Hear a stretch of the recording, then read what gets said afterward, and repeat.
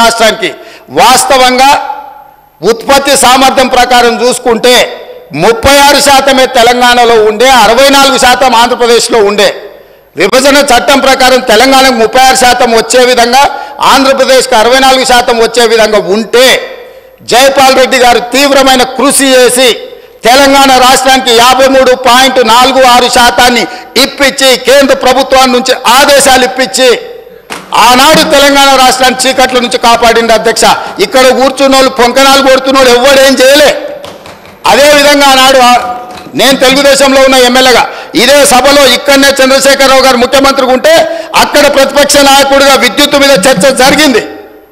ఆనాడు సమాధానం చెప్పలేక తెలంగాణకు చీకటి రోజులను పేపర్లు కింద కొట్టి ఆనాడు స్పీకర్ గారికి ఇక్కడి నుంచి హుకుం జారీ చేసి మార్షల్స్ను పెట్టి నా నీడ్చి బయటపడేపించింది అధ్యక్ష. రికార్డులు తీయండి. 2014-15 సందర్భంగా ఆనాడు ఇదే సభలో జరిగిన చర్చలో చంద్రశేఖరరావు గారు ఏ విధంగా సభను తప్పుదో పట్టిస్తుండు, ఏ విధంగా ప్రజల్ని మభ్యపెడుతుండు, ఏ రకంగా కాంగ్రెస్ పార్టీ ఆ రోజు నేను తెలుగుదేశంలో ఉన్నా నేను స్పష్టంగా చెప్పిన ఆ రోజు రికార్డులు తీయండి అధ్యక్ష, మీరు సభను వాయిదేయండి, అవసరమైతే రికార్డులు తీద్దాం. నేను ఆ రోజు చెప్పిన సోనియా గాంధీ గారి దయ వల్ల, జైపాల్ రెడ్డి గారి కృషి వల్ల తెలంగాణ రాష్ట్రానికి విద్యుత్ సంక్షోభం నుంచి గట్టెక్కింది. నేను తెలుగుదేశం ఎమ్మెల్యేగా ఉన్నా వాస్తవాలను చెప్పాలి అని చెప్పి అక్కడి నుంచి నేను తెలుగుదేశం ఎమ్మెల్యేకి సభలో మాట్లాడితే ఈ సభ్యుడు వాళ్ళని పొగడతాడా, మార్షల్స్ని పెట్టి ఈడ్చి బయట పడేయండి, నన్ను ఈడ్చి బయట పడేపించండి అధ్యక్ష. ఈరోజు మీ ద్వారా తెలంగాణ సమాజానికి ఈరోజు నేను చెప్పదలుచుకున్న అధ్యక్ష, ఆ రకంగా తెలంగాణ రాష్ట్రాన్ని విద్యుత్ సంక్షోభం నుంచి ఆనాడు జైపాల్ రెడ్డి గారు, సోనియా గాంధీ గారు, మన్మోహన్ సింగ్ గారు కాపాడినరు. ఆ తర్వాత ఉమ్మడి రాష్ట్రంలో తీసుకున్న నిర్ణయాల వల్ల భూపాలపల్లిలో ఉన్న 1200 మెగావాట్లు కానీ ఇతర ప్రాంతాలలో ఆనాడు ఉమ్మడి రాష్ట్రంలో ప్రారంభించిన పవర్ ప్రాజెక్టులు తెలంగాణ రాష్ట్రం వచ్చిన తర్వాత ఉత్పత్తిలోకి వచ్చినాయి. కాబట్టి అడిషనల్ పవర్ మొత్తం మనకు యాడ్ అవ్వడం వల్ల తెలంగాణలో విద్యుత్ సంక్షోభాన్ని నుంచి మనం బయటపడ్డాం అధ్యక్ష. ఇవాళ నేను సూటిగా సవాలు విసురుతున్నా. ఆనాడు 7000 చిల్లర మెగావాట్లు ఉంటే మేము 19,000 చిల్లరకు తీసుకెళ్ళినామని. ఎవరు అధ్యక్ష? వీళ్ళ తాతలు ఏమన్నా ఉత్పత్తి చేసిరా, వీళ్ళేమన్నా చేసిరా? సోలార్ పవర్ ప్రాజెక్టులో 5,600 మెగావాట్లు ఈరోజు చెప్పుకుంటారు కదా. ప్రైవేటు పెట్టుబడులు ప్రైవేట్ వాళ్ళు తీసుకొచ్చి పెట్టింది అధ్యక్ష. రాష్ట్ర ప్రభుత్వానికి అనాపైసే సంబంధం లేదు. 10 సంవత్సరాలు వీళ్ళ ఏలుబడిలో సోలార్ పవర్ ఓన్లీ 1 మెగావాట్ అధ్యక్ష. సిగ్గు లేకుంటే ఇంకా కూడా మేము విద్యుత్తును ఉత్పత్తి చేసామని అబద్ధాలు చెప్పి సభను తప్పుదో పట్టించే ప్రయత్నం చేస్తున్నారు అధ్యక్ష. అదేవిధంగా అధ్యక్ష, ఇవాళ బిహెచ్ఎల్కు మేము నామినేషన్ పేజ్ మీద ఇచ్చినాం. గవర్నమెంట్ టు గవర్నమెంట్ ఇస్తే కమిషన్లు వస్తాయా?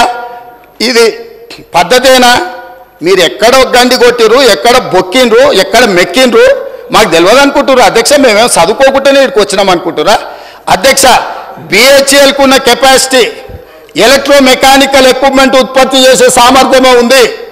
బిహెచ్ఎల్కు civil balance of plant work అంటారు. అంటే సంస్థ ఒక విద్యుత్ ఉత్పత్తి చేయాలంటే బ్రాయిలర్స్ మెకానికల్ ఎక్విప్మెంటే కాదు అధ్యక్ష, సివిల్ వర్కులు ఉంటాయి. సివిల్ వర్కులు అంటే ప్లాంట్ను ప్రిపేర్ చేయడం కానీ, తెచ్చిన మిషన్లు ఫిట్ చేయడం కానీ, దాని కాంపౌండ్ కానీ, దాని రూఫ్ కానీ, సరే అక్కడ ఉండే ఎంప్లాయీస్ క్వార్టర్స్ కానీ, ఇవన్నీ. సో ఎప్పుడు కూడా ఈ దేశంలో ఉమ్మడి రాష్ట్రంలో ఏదైనా పవర్ ప్రాజెక్టు నిర్మాణానికి ఎలక్ట్రో మెకానికల్ ఎక్విప్మెంట్ సంబంధించిన ఉత్పత్తి కానీ లేకపోతే సరఫరా కానీ బిహెచ్ఎల్కి ఇస్తారు, లేకపోతే బిహెచ్ఎల్ లాంటి సంస్థలకు ఇస్తారు. మిగతా సివిల్ వర్కులు మొత్తం BOP balance of plant work అంటారు. అవి మిగతా కాంట్రాక్టర్లకు ఇస్తారు. వీళ్ళిద్దరు సమన్వయం చేసుకొని విద్యుత్ శాఖ అధికారులు ఇంజనీర్ల పర్యవేక్షణలో సివిల్ వర్కులు చేసే కంపెనీ సివిల్ వర్కులు చేస్తుంది, ఎలక్ట్రో మెకానికల్ ఎక్విప్మెంట్ చేసే పని చేస్తారు. ఆ రెండింటిని కలిపి ప్రాజెక్టులు నిర్మిస్తారు అధ్యక్ష. ఇప్పటివరకు దేశంలో జరిగింది.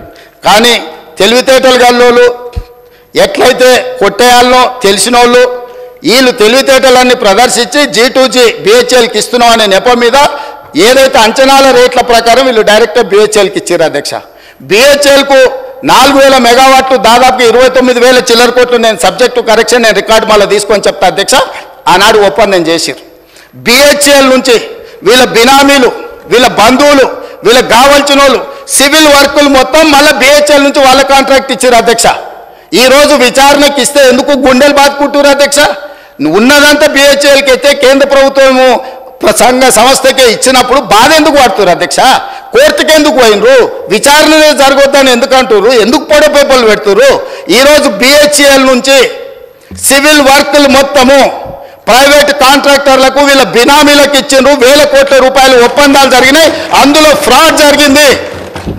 చివరికి సరఫరా చేసే కంకర కా నుంచి, ఇసుక కా నుంచి, వాచ్మెన్ల కా నుంచి వాళ్ళ పార్టీ నాయకులకు, పార్టీ ఫిరాయించిన మాజీ ఎమ్మెల్యేలకు అప్పచెప్తే కోమటిరెడ్డి వెంకటరెడ్డి గారు అక్కడికి వెళ్ళి యాదాద్రి పవర్ ప్లాంట్ విజిట్ చేసి దోపిడీ ఏ విధంగా జరుగుతుందో, ఆనాడు కాంగ్రెస్ పార్టీ ఎమ్మెల్యేగా ఉన్న వ్యక్తిని బెదిరించి లేకపోతే అతనికి ఆ ఒప్పందాల పనులు అప్పచెప్పి ఏ రకంగా